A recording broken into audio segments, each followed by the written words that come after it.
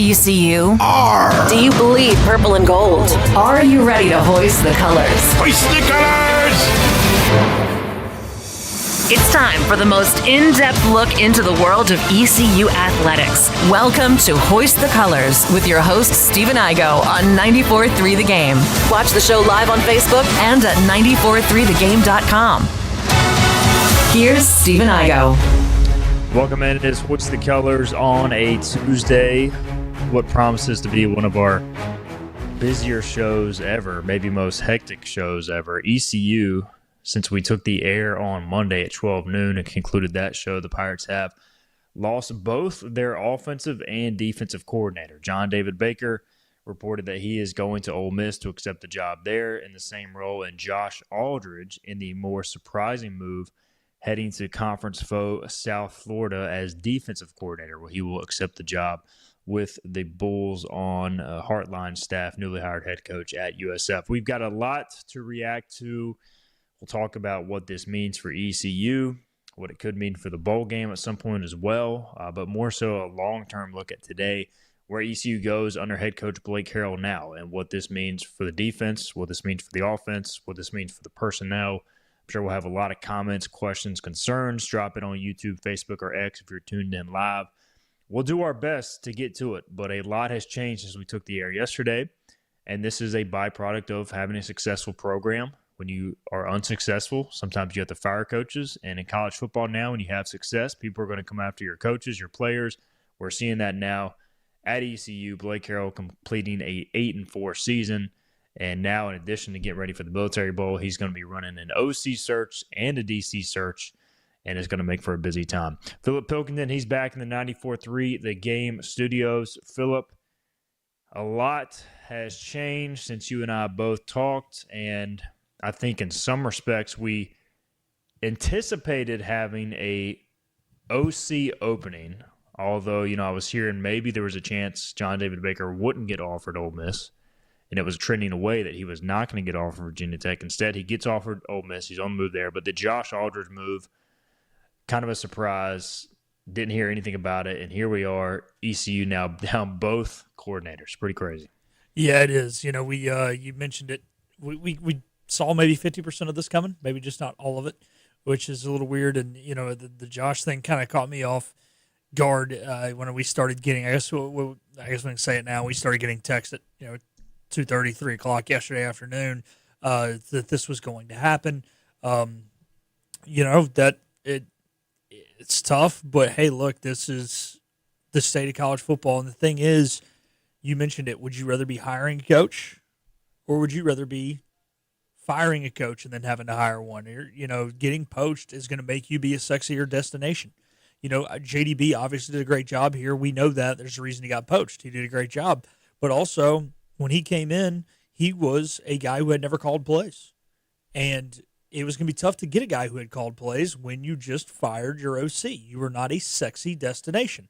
Well, now you get a guy poached who was only here for 2 years, who just took his first OC job. Guess what? Now you're the sexy destination for an up-and-coming guy who maybe already has called some plays at the FCS level or at a group of 5 level that's in a smaller conference. So it's a really good spot to be in, all things considered. Now, the bad spot to be in is you can't put 100% of your effort on trying to find one coach because you got to find 2 coaches. Obviously, we're going to break it down more as we go on as to how we think that Coach Harrell and his staff will go about this. But, it's a tough spot. We don't envy him. Blake was on the phone a lot last night when he wasn't up on the podium at the coaches show, and this is part of college football. But, hey, it's better than the alternative, right? We could have just canned everybody and be looking for a whole new staff and just won 3 games. But instead, we're 8-4. We're going to a bowl game. We're playing a Power 4 opponent, and everybody wants our guys.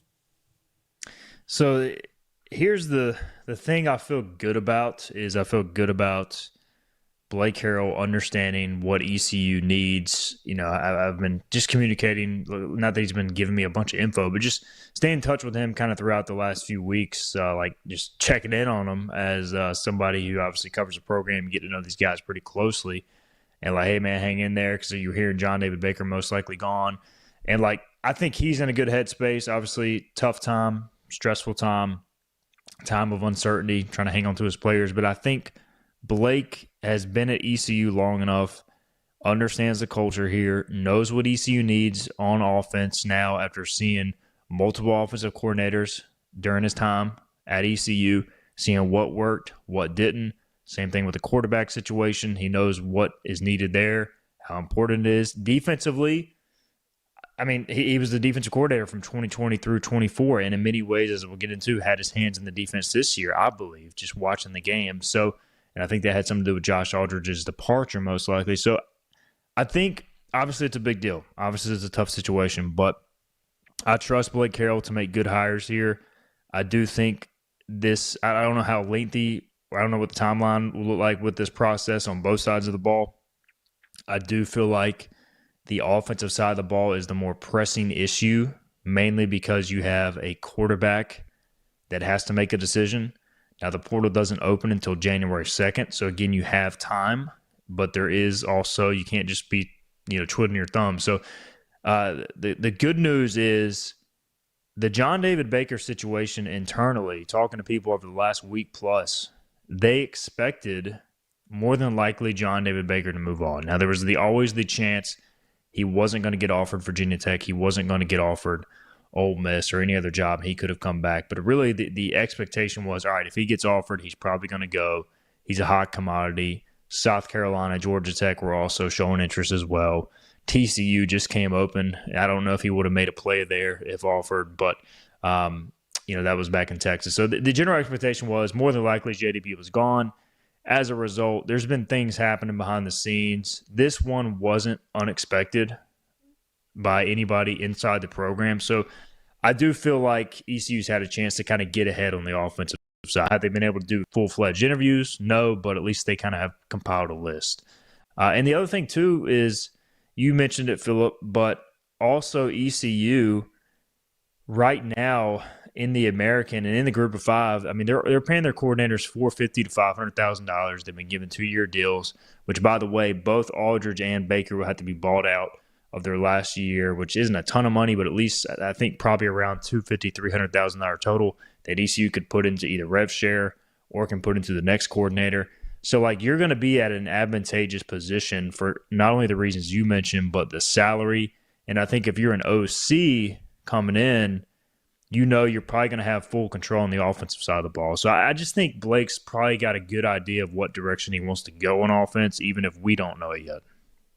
Yeah, I think you're right there. And, the interesting thing, obviously, like you said, you can't compile interviews, right, because you didn't know if he was gone.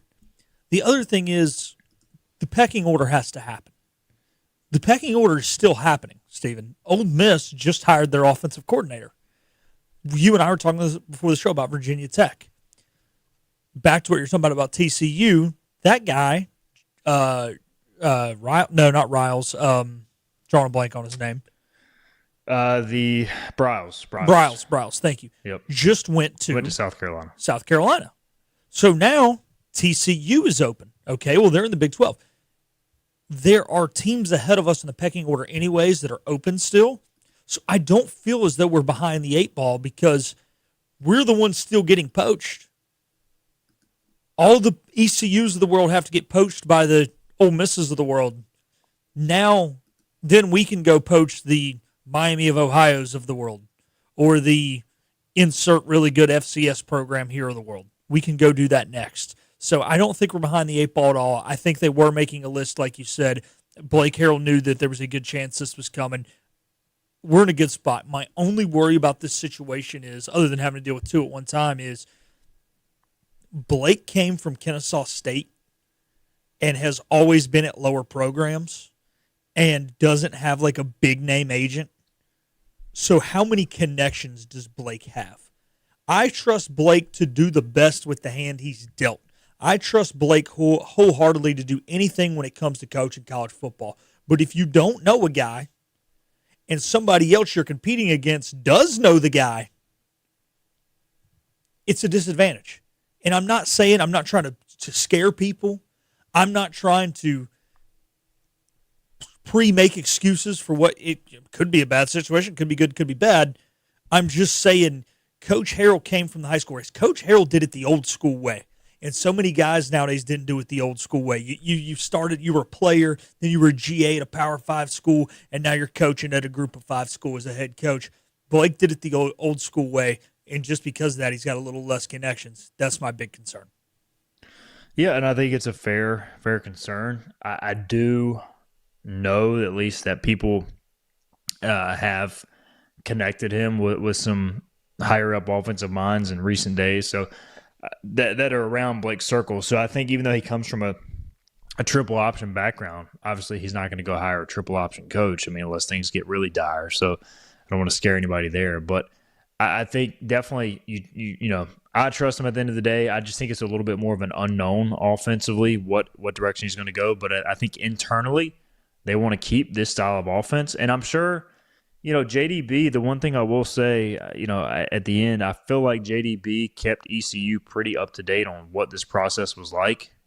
Honestly, the Josh Aldridge situation feels like more of kind of the blind side here than JDB. So maybe JDB, even on his way out, I don't know how it's gone down, but maybe he gives some, you know, hey, look at this guy. He's not directly from my tree, but know him. You know, all these guys that run this style of offense, they know of each other. So I would think, and then you got guys in the building now who are still on staff under contract that, you know, could give some input as well. And it'll just be interesting. Let's get into some of the comments here. Jansen Kidd said this might be the most interesting 48-hour period in ECU athletics in quite some time. Godspeed, gentlemen. Yeah, by the way, cheap plug again, 50% off Hoist the Colors. Come sign up on the website. I'll have our hot board. Compiling that now for offensive coordinators and defensive coordinators, candidates, potential candidates, buzz, all that. We'll have you covered during the search. Chuck wants to know, will JDB coach the bowl? Unclear at this time. I'm trying to get to the bottom of that. I would not expect Josh Aldridge to coach the bowl. Not sure on JDB. You know, the concern I have with this, and I'm not going to like accuse JDB of trying to steal ECU players or anything, but it's just like, it's one of those things, Philip. I'd be torn as the head coach because on one hand, you definitely want him. Like, I think your best chance to win the bowl game is JDB calling the offense and, you know, keeping your offense intact for the bowl game. But you also, do you really want him like in the building for 2-3 weeks if he's taking another job? Because like those conversations can happen behind closed doors. Hey, like, come with me, we'll figure out a way to pay you, whatever. So I'm not going to accuse JDB of that, but that's just the reality of the situation. I feel like it's something that you got to consider if you're the head coach. But if he doesn't call, I don't know who calls the bowl game.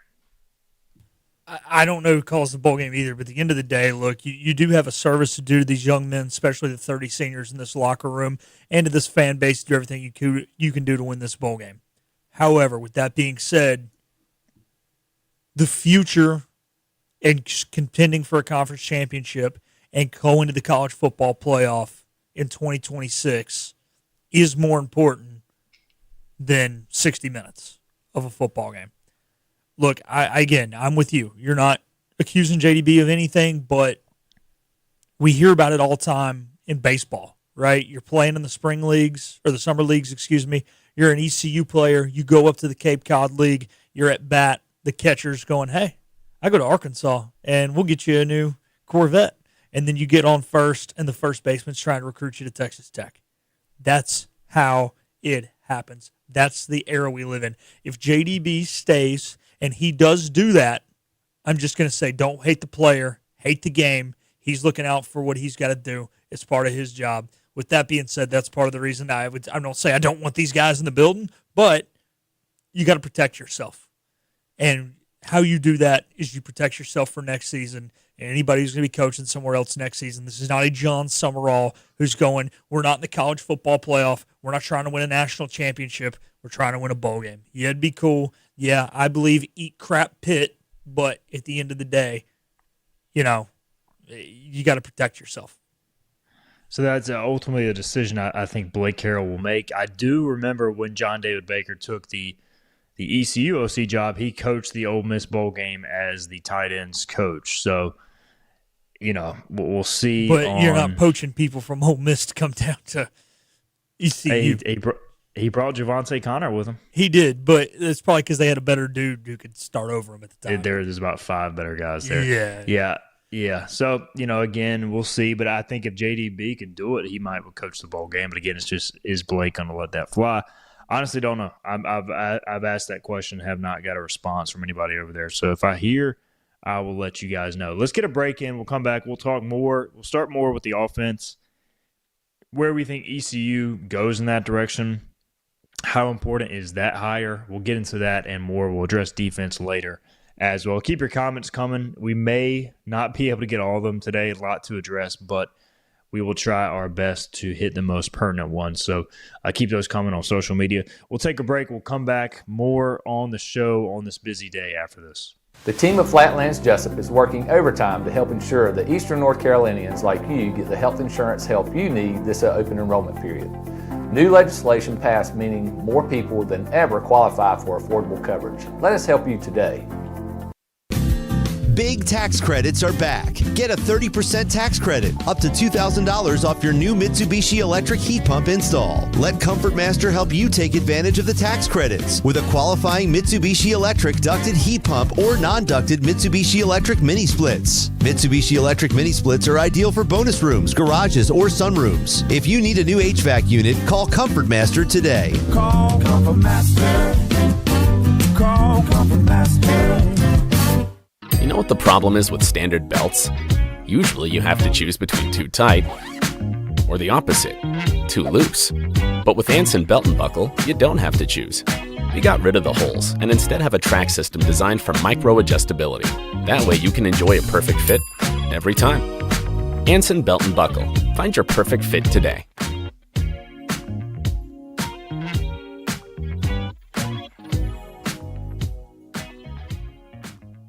Healthwise Pharmacy rounds the bases with all of your infusion, retail, compounding, and medical equipment needs. Locally owned and operated by pharmacist Marcy Parker, Healthwise has grown to be your most trusted provider for infusion services. Currently providing in-home or on-site infusions in North Carolina, South Carolina, and Virginia. Visit Healthwise Pharmacy at 615B South Memorial Drive or call 252-295-0059 to speak to a patient service representative to find the option that best suits your needs. Tired of the 1-800 numbers advertising Medicare products? Flatlands Jessup has 6 offices all throughout Eastern North Carolina. Get face-to-face help from our local award-winning licensed team. Stop by today. Flatlands Jessup, your whole world covered. The best burgers around. Everyone loves a thick, juicy, and fresh burger. Tiebreakers does real burgers better than anybody. And don't forget about the cheese sticks, fresh salads, and more. So don't just go to any burger-themed restaurant chain. It's time to break the chain and eat local. Tiebreakers, burgers and sports at its best. Go Pirates! Arg! In this age of globalization, we've learned that bigger isn't always better. Ever tried to get phone help from a big corporation from a real person? Right. That's what's so nice about Phelps Chevrolet. After more than 50 years serving our community, Phelps remains family-owned and operated. Mike, Daryl, Wave, West, Allen, and Clay deliver hometown service and integrity, same as always. They share your experience, they share your values, and they are ready to help with any motoring need. Come get you one. Climb aboard as we set sail and hoist the colors. Arr, matey! Back to the show with Steve and Igo on 94.3 The Game. All right, welcome into Hoist the Colors segment 2 here. We have been talking about the departures of ECU offensive coordinator John David Baker and defensive coordinator Josh Aldridge. We're going to talk more about the offensive side of the ball now, what it means for the offense, and much more. We'll get into the Caden Hauser discussion as well, which I'm sure will be a topic, a hot-button topic. But first, just the future of this offense. Again, still waiting to see what exactly will happen in the bowl game, what the game plan will be there. But long-term, I know talking with people, the goal is to keep this style of offense. I don't know if it'll come from the same tree, but like in general, kind of a tempo, spread, not necessarily pass happy, but just not really a pro-style offense is the gauge I get. The general belief is this is the type of offense you need to run at ECU to be successful. So we'll see where the OC search leads, but they want to run some sort of offense similar to this, which a lot of college football runs now. RPO heavy, spread, a lot of 11 personnel, that sort of thing. So that is the ultimate goal, though we'll see where it leads. So from that vantage point, I know people want to talk candidates and all that, and I have not confirmed any candidates, but I think in general, you look at guys who are either having big success at the FCS level, at the lower group of 5 levels, that are already coordinators as a preference because they could bring either A, players, or B, a quarterback if needed with Caden Hauser. We'll see what happens there. But also if, obviously has experience calling plays and running that side of the ball. Because I really think if you're Blake Harrell, you want to bring in somebody has done it before in an ideal situation because we'll get more into the defensive side of the ball later, but I really think you kind of almost want to do it like you've been doing it. JDB had full control of the offense. Obviously, Blake has input as head coach on situational football, but you want somebody who has done it before in an ideal world. I think Philip Pilkington, 94.3 The Game Studios, I'd be surprised, unless it's just like a guy that you feel excellent about. Like the JDB hire, looking back at it, it was a risk coming off a 2-10 season. And I think we saw that risk play out with some growing pains over the first 6 games of that 2024 campaign, leading to the dismissal of Mike Houston. So I think if you're Blake, you got to start with guys who have called it before, right? No chance this is a first-time play caller. I just don't see that happening. Yeah, I mean, I wouldn't say no chance because everybody you go after could get picked, right? But I want to say, well, 5 is normally like a normal number of guys. You probably have 3 guys you're kind of high on, and then 2 we'll see. And I think out of those 5, or at least out of those top 3, you got to think of guys who've called plays. Again, Blake is a defensive coach, so you don't have really offensive play calling in the building at all to really mentor that side of things. Again, I think your hands were kind of tied, like we iterated, because you're coming off a 2-10 season and an OC fire.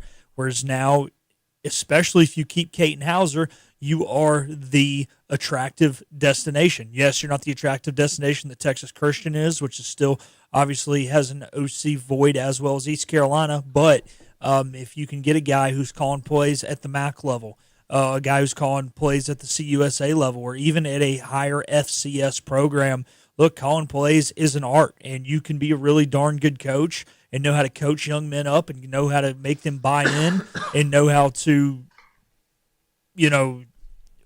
put together an offense. Doesn't mean you're necessarily good at calling plays. It is a talent in its own, as each of the previous categories I just mentioned, and it's something that is very tough. And if you're not a good play caller, it doesn't necessarily mean you're not a good coach. But right now, we need a guy who can call plays. And as to your point of keeping this offense the way it is, look, you've recruited to that. Yes, they're the portal. Yes, things will move. But when you look at this, you've got some more agile but not as big offensive linemen. That's going to look better in the RPO game. The type of receivers, the type of running backs you have, and the type of receivers, running backs, and offensive line you attract at a school like this are going to be better for that style of offense. So I would expect them to just kind of stay in the same way. I know you've got some names you've wrote out here. I don't know if you're going to mention them on the show or is this a Hoist the Colors read only, but I know we were talking pre-show, and the few guys that we even talked about fit the mold of what we're talking about, similar offense as well as a experienced play caller.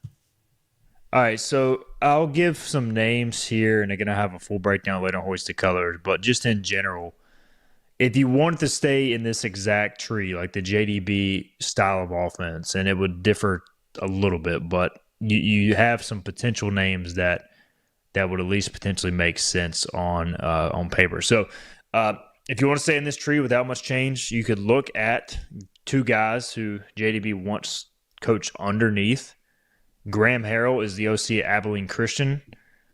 Graham Harrell had mixed results, to say the least, at USC, West Virginia, and Purdue as OC. Then he went to coach high school, and now he's at Abilene Christian. They actually had a pretty good year this year.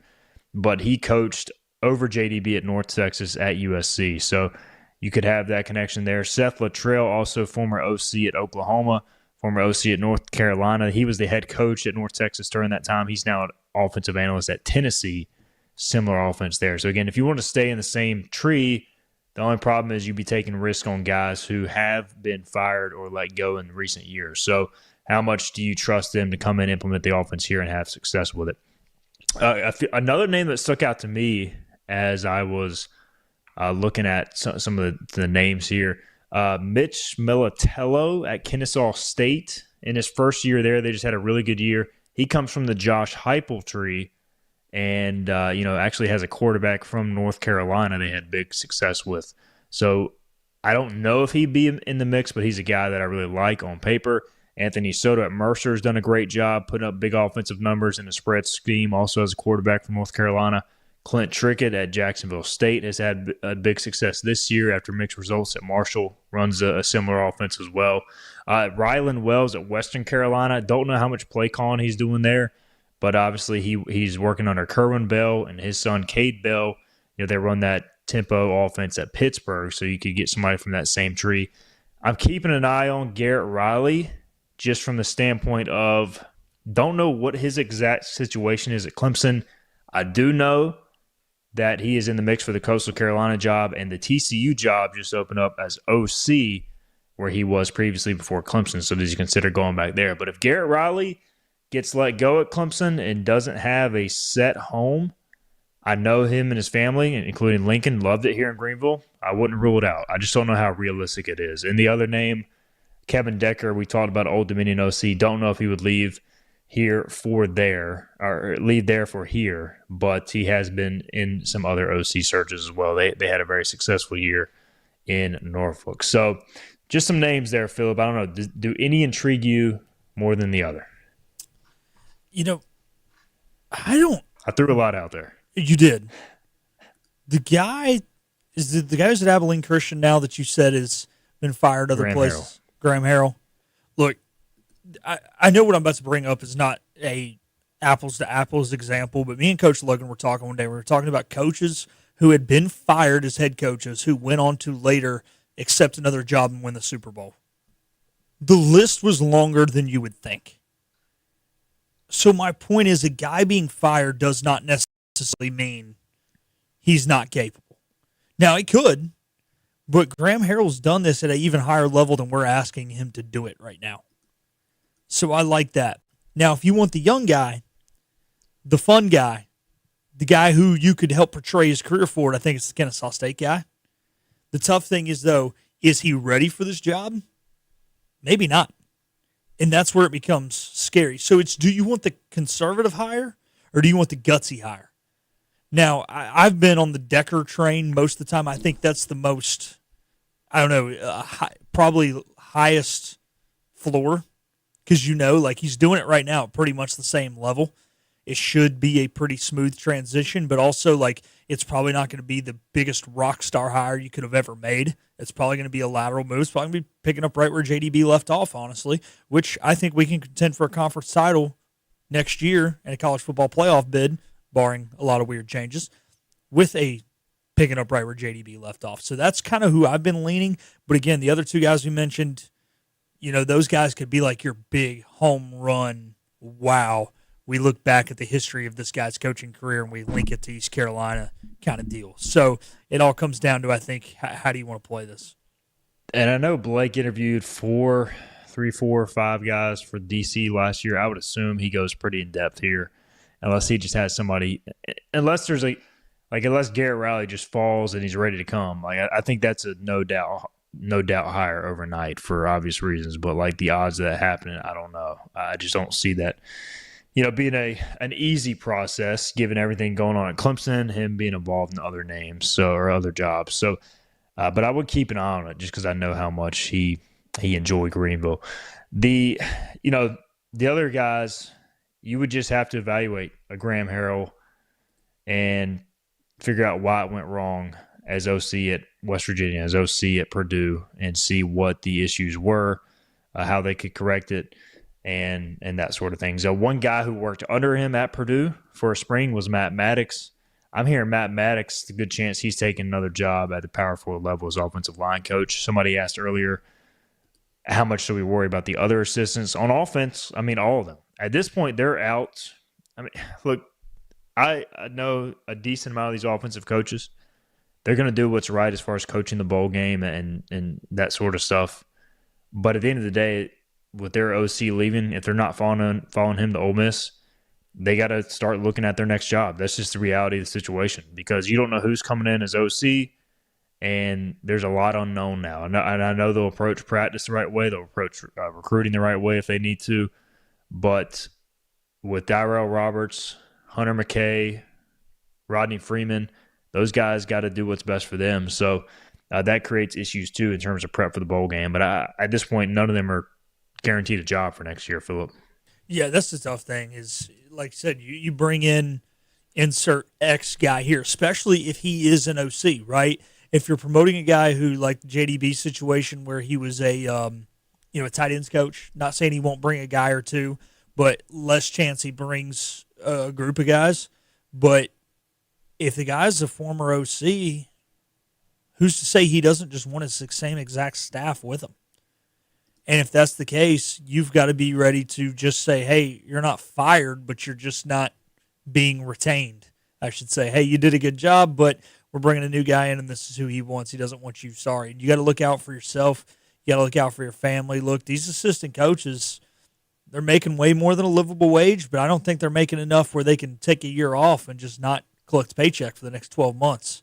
So it's not like they're making $700,000-$800,000. I mean, so it's making normal upper middle class wages. So they've got to be proactive, not reactive. You'd hate to see them go, but it's the nature of the beast. Again, don't hate the player, hate the game. Somebody asked about Decker, what our thoughts on him. We mentioned him, ODU OC. He's making $250,000 at Old Dominion per last report. He has been the OC at Old Dominion, Fordham, and Brown.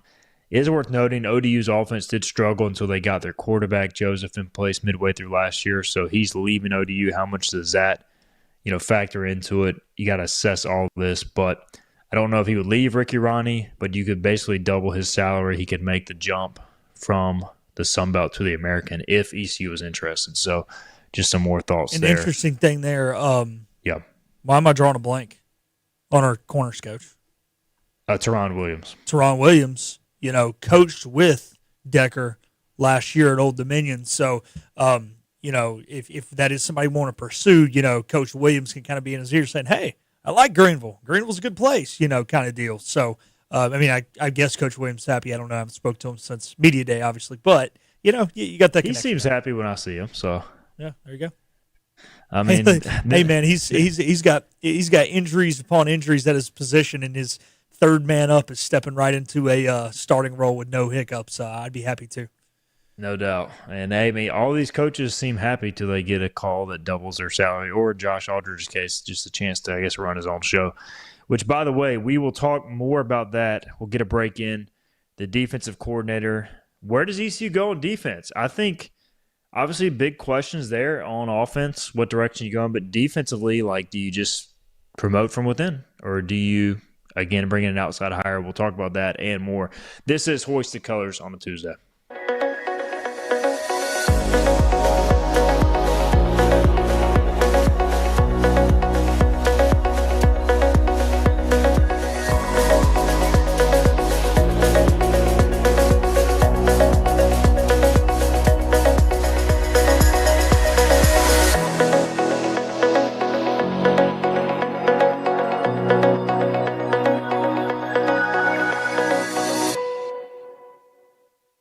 Storm season is approaching. North Carolina weather can damage your roof, and before long, a small leak can turn into a big problem. Your home is one of your biggest investments, so protect it with Wells Home Improvements. We work with all insurance companies for a hassle-free roof installation experience. Call us today and get 10% off your roof installation when you mention this commercial. 252-227-8403 or visit us online at wellshomeimprovements.com. Wells Home Improvements. Local, honest, dependable. This is about you, your family, and the health of all who live in Eastern North Carolina. This is about the transformation of a health system into something more powerful and more human. About creating new ways to treat disease and keep you well. This is about ECU Health, which is to say, it's really all about you. ECU Health. Minds, hearts, purpose.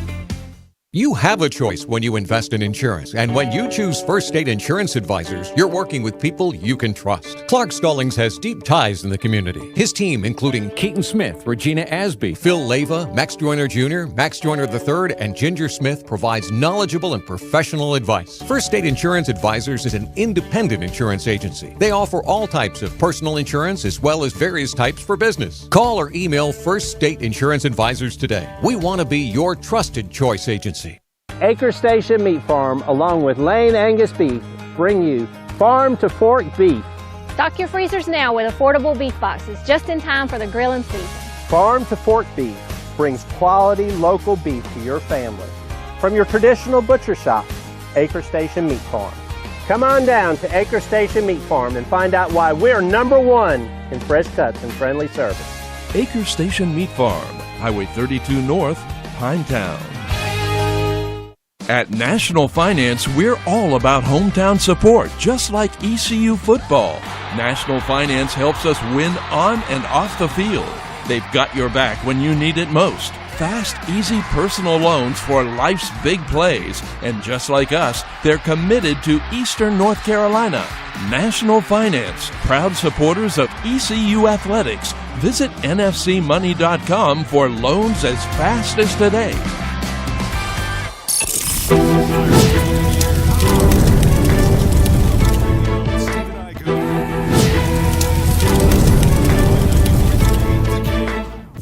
right, welcome back in. Hoist the Colors, busy day. Breaking down the big news. John David Baker out as OC. Josh Aldridge out as DC. And ECU will move in a new direction on both sides of the ball. As a result, trying to figure out where the Pirates will go. We'll have this coverage for you all December long, probably leading into the bowl game. Going to take up a lot of our discussion, our time. We just talked about the offense. Philip Hilkin alongside back in the 94.3 The Game studios. Let's hit the defensive angle now. Josh Aldridge leaving again. Somebody asked earlier in the comments, did this come as a surprise to anybody? And yes, it did. I mean, we'll get into the layers of this, but I just got the sense that this was not expected. And I think going to South Florida is looked at as a bit of a slap in the face. I'm just going to be honest. Here's the thing. South Florida is investing heavily. They're going to full rev share next year. Josh Aldridge will probably have more money to spend on his defense than ECU does, their entire roster. But I think his pay is going to be about the same. I think this is just more of a move. He really wants to be in total control on defense. And Blake Harrell, we know as a defensive coach, watching it this year, and Philip, you can back me up here because we both were out of practice. We both looked at each other as the offense shredded the defense through the spring, through the early summer. We were like, this is going to be a problem. Midway through camp, we got very limited access. We got no more coordinator press conferences. I was told around that time Blake was kind of reassessing the defense. Not that Josh didn't have input at all. Obviously, he's a coordinator, and he was calling the plays, so he had heavy influence. But Blake, they went to a lot of similar things he did defensively, and I think that kind of ended up with Josh obviously still calling it, but the results speak for themselves. They're pretty damn good on defense, so I think it worked. The combination worked. I get the vibe that Josh Aldridge really wanted to do things his way, and maybe he didn't get the opportunity to do that at ECU. Otherwise, I don't think you make this move. It doesn't make any sense unless there's got to be something more to it, and I think that's it. Yeah, I'm kind of with you. I think it was one of those things where he came in, he thought he was going to be the DC. On paper, he was, but how much was he really the DC? And when you think you've got that opportunity and maybe it kind of gets stripped away from you, and again, we don't know this for 100% sure. This is more speculation than anything. You feel like you're qualified to go do a job, and if somebody else is going to give you the opportunity to do the same job for equal or more pay, you take it. I mean, it just I just kind of cut and dry. Yeah, it's offensive-minded coach, so yeah, it just kind of is what it is. So, but you were out there, right? It looked bad on defense. Oh, my goodness. I thought we were either going to be scoring 70 a game or letting up 70 a game. Somebody was really good, somebody was really bad. I don't know. Something's going to happen, but hey, it's been pretty balanced. Yeah, I mean, whatever they did worked. So, I mean, it's like, I guess I can see both sides. I just think anytime you leave for an in-conference team, it's going to create some animosity. USF, by the way, at ECU in 2026. So, I do want to say Johnny Stats made a good point here. Losing Josh Aldridge and possibly Matt Maddox would be recruiting hit on both sides of the ball. He says in regards to Coach Aldridge, he was the position coach of the weakest link on defense. I do think the personnel at linebacker wasn't great, so I give him a bit of a pass there.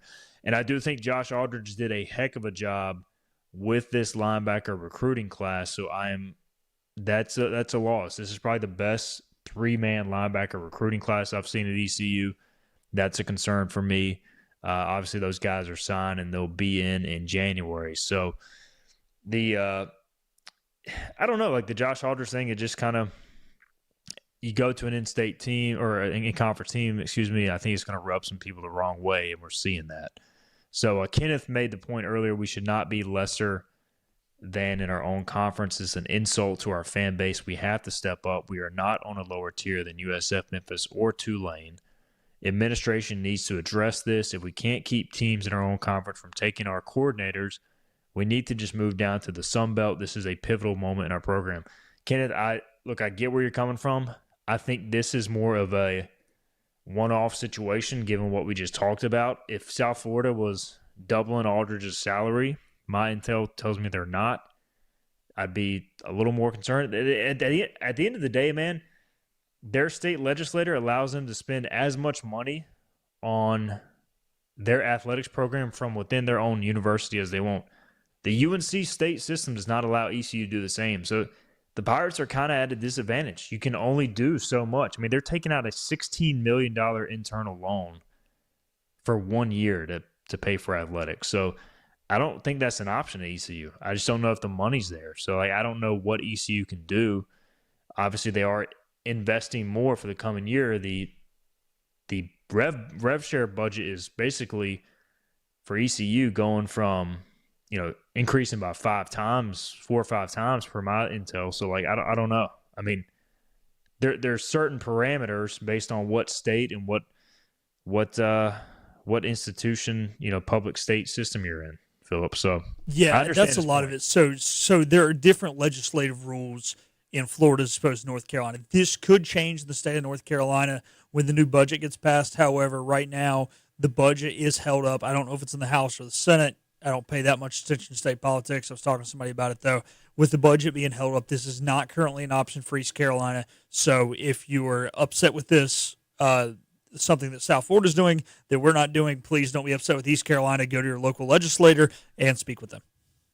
ECU needs the House betting to be approved. That would give every in-state school, FBS school, public school, I think $13 million every year for state betting tax. So if that were to occur, that would offset a lot of this issue, but that has not been approved yet. The Senate will send a lot of that money to North Carolina and NC State, so that's a whole other conversation, but it is a factor.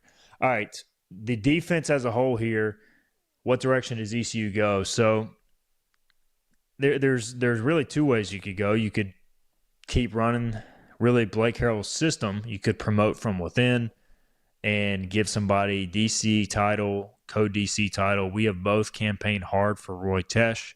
Now, look, nobody knows Roy Tesh better than Blake Harrell in terms of what he can do. And, he's mainly coached defensive line his whole career, although he's coached running back and bandits and all that. I mean, he's done it all.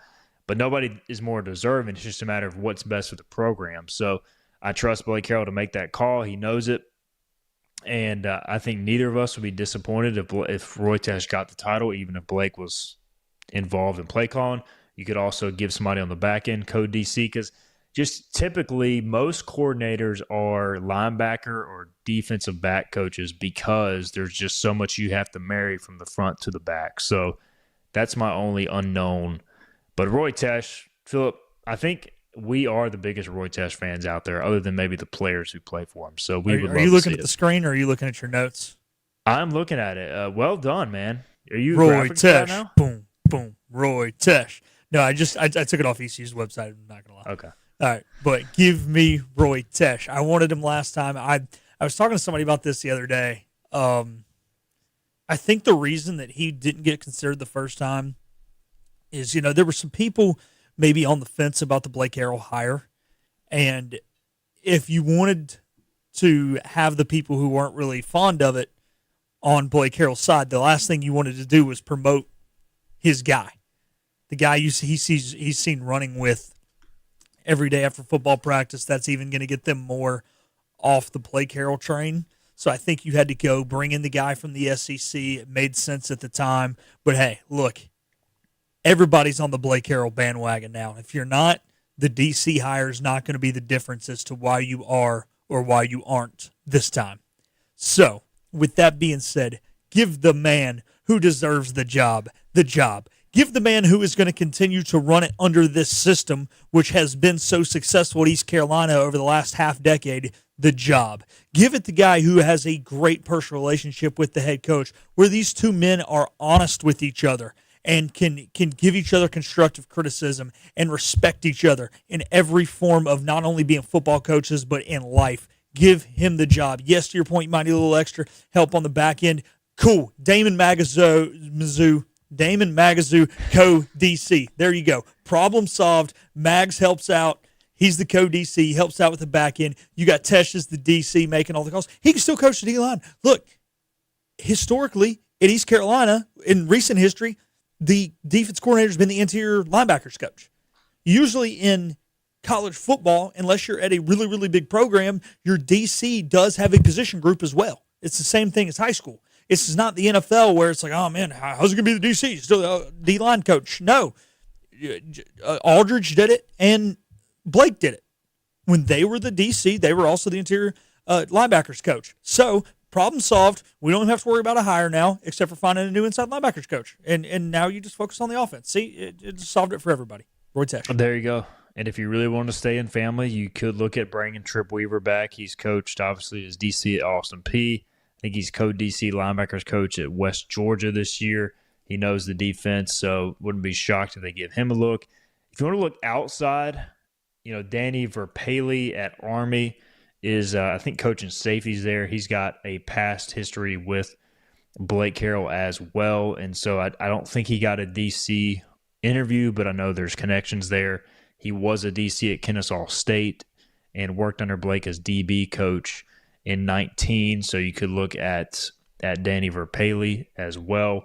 And also, one of the guys who was up for the ECU job before Josh Aldridge got it was Jeremiah Johnson, who is the Coastal DC. Now, he's the interim coach for the bowl game. They didn't have a great year on defense, and he runs a little bit of a different scheme, so you'd have to figure that out. But Jeremiah Johnson had great numbers at Louisiana Tech the year prior, so do they recircle there and give him another shot? There's just, again, do you want to go outside and do what you did last year, have to do some adaptation, or do you want to just kind of bring it back to what it was previously where it's going to work, and maybe that puts more on Blake's plate, but he's also had a year now to figure out how to be a head coach. So all of this is going to go into the decision-making process. I don't know what ECU is going to do. Blake might not even know what ECU is going to do defensively. So still a lot of unknown, but some options on the table, including internally. All right, let's get a break in. We'll come back. We'll continue on. We've got a lot of Caton Hauser questions. I'll give my latest intel on that. And we'll also talk about just which one of these positions does ECU worry about first and handling the most in this immediate future. More on that. This is Hoist the Colors on Tuesday.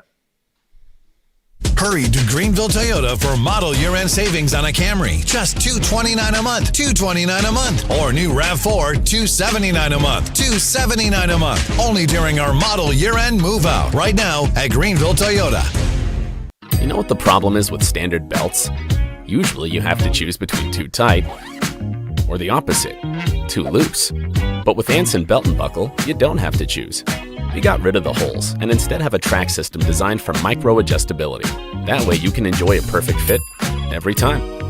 Anson Belt and Buckle. Find your perfect fit today.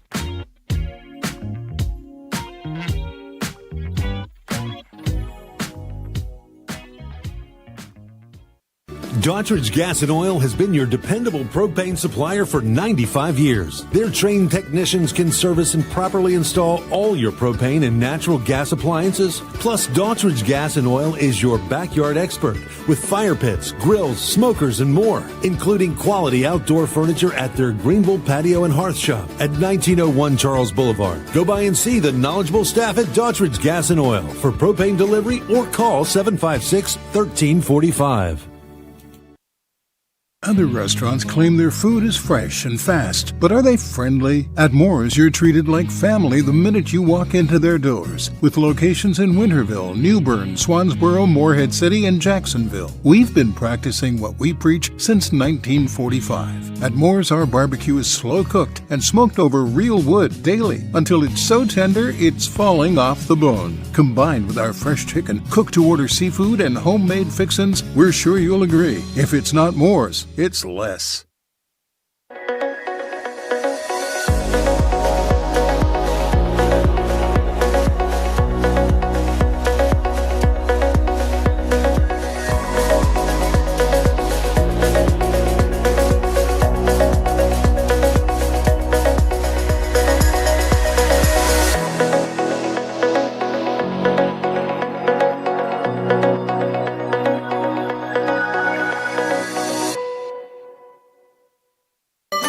Your confidence makes everything look good. You see the world in vivid color, not black and white. Swing through your neighborhood Fantastic Sam's cut in color. And let our experienced stylists take you from everyday to extraordinary. Fantastic Sam's hair salons are locally owned and operated. Our full-service salons are conveniently located in Goldsboro, Kinston, Greenville, New Bern, Jacksonville, and Calabash. Stop in today at Fantastic Sam's, where the possibilities are endless. It's Greenville Toyota's model year-end move-out. Save on a new Corolla, just $149 a month. $149 a month. Or new Tacoma, $249 a month. $249 a month. Everything you need to know in the world of ECU athletics. This is Hoist the Colors with Stephen Igo on 94.3 The Game. All right, welcome back in. Hoist the Colors here. Final segment, final few minutes. Philip Pilkin alongside. It's been a crazy, crazy show. Both coordinators leaving. We've addressed kind of where ECU goes from here. All right, Ken says hire Shane Carden and Holt Nailers as offensive analysts. Now, this I have no problem with. Oh, as analysts, do have yes, as analysts. Now, the people who say that hire Shane Carden for offensive coordinator, hire Holt Nailers for offensive coordinator. Look, I love those guys. I tweeted this. You can't just hire a guy as all OC because they play quarterback at ECU. Like, you got to actually be a college coach. Now, as analysts, Philip, they can come in, they can help out and learn the ropes of coaching. It's just look, could they have a quicker path to becoming an OC? Yes, but like you can't just go from quarterback to not playing or coaching a few years to become an OC. Like people got to understand that's not how it works. Yeah, I know that ECU has this infatuation with guys who've been here before. But look, guys get hired from the high school ranks all the time, right? And I'm talking about Shane Carden. They get hired, they come in as analysts, or they come in as assistant position room coaches, and they learn. And then sometimes they become head coaches. Look, Hugh Freeze was a high school coach. He went to Ole Miss. I believe he's like an assistant tight ends coach or something like that. And, you know, he's worked his way up. Now, obviously got fired this year, but the point is, like, he was then an SEC head coach. Like, these things happen, but there is an order, and you can't skip steps. You might be able to skip steps later in the process. If a guy's really, really good, you can't skip steps early in the process. That's how you make bad hires, and it's nothing against Holt, it's nothing against Shane, like both the guys. And I'm not saying they couldn't be OCs one day. I'm not saying they couldn't be head coaches one day, but you've got to get them in the coaching realm at the collegiate level before you say, hey, you were in charge of the entire offense at an FBS school that thinks they can be in the college football playoff next year. Like, you just can't do that. Not to mention the recruiting layers of it, the relationships you need on the high school front, and just the portal, learning how to handle all that. It's just a lot. So, yeah, look, it's just I get why people say it, but, yeah, analyst, I'm fine. All right, John Moody says Blake and Roy walk together almost every day. Wonder what the topic will be. Will they even have time for a walk today is what I want to know. I don't know. My vote is no, they do not have time today. Yeah. I think Tesh will maybe go for his walk/run/jog. But it's going to look like a Monday when Blake's at his press conference and Coach Tesh goes by himself. That's my prediction. All right, the Caden Hauser topic, obviously, get a lot of questions on that. Look, I've talked with people from Hauser's camp, and my read on it is his intention is to play in the bowl game, whether or not JDB coaches it or not. He's going to make the best decision for himself. I don't think he automatically follows JDB, whether it was to VT, Ole Miss, whatever. I don't know if even that's an option to Ole Miss right now. I don't know. But ECU is going to make him a very lucrative financial offer. They already have, and a lot of it depends on the OC hire. Who is the OC? What is the OC's system? What is the OC's belief in Hauser? There is still a strong possibility he stays. There is a possibility he leaves. It's just undecided right now, but he is planning to play in the bowl game. That's what I got for you. Yeah, that's good that he's willing to play in the bowl game, and I do want to remind people the young man who's the starting quarterback right now at Ole Miss is a junior, so he does have eligibility left.